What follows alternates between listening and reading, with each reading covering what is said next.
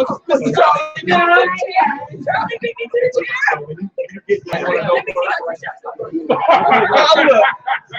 well, first of all, Mr. Charlie Neal, it's a pleasure to be here with you. I have so many. I'm Maxie Collier, floor director, stage manager, many of those shows. And I was wondering if you could tell us about some of your early memories of BET. Well, you know, it's so interesting because I was in on the ground floor of BET when it started in 1980. Yes. And it was so interesting how the whole concept came together with Bob Johnson. He called me and said I was recommended to him to do sports. He was putting together a black network, and one of the things they wanted to do was expand into black college athletics and black college sports. And would I be interested in joining the network or coming? And of course, BET hadn't even hit the air. This was just an idea. Yeah, this was just an idea right then, and this was like the summer of 1980. And we met, and we talked over, and I believed in what he wanted to do. And that September, we kicked off the black college football season, Delaware State playing South Carolina State. Well, since it was an idea, what made you believe? You know, so many entrepreneurs and business people have ideas. What was it about Mr. Johnson's presentation that made you move to believe in it at that time? Well, you know what was so interesting, and you say that, and that is a very valid question, because it had been tried numerous times before without any success. But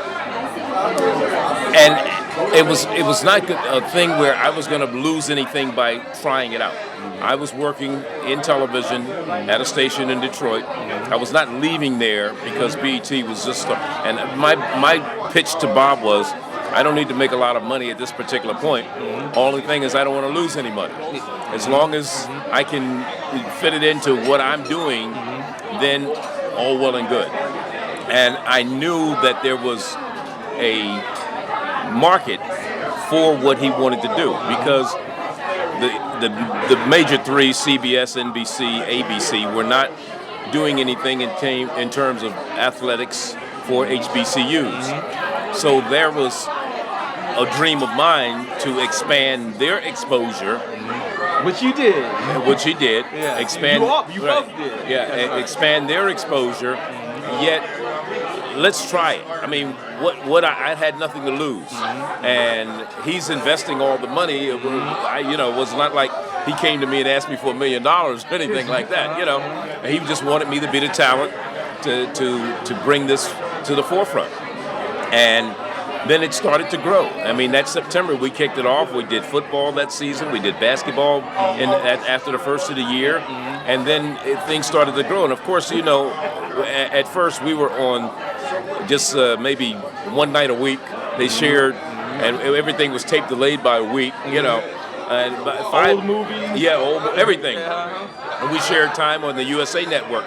But the other thing that was intriguing at the time was cable television was starting to come into its own.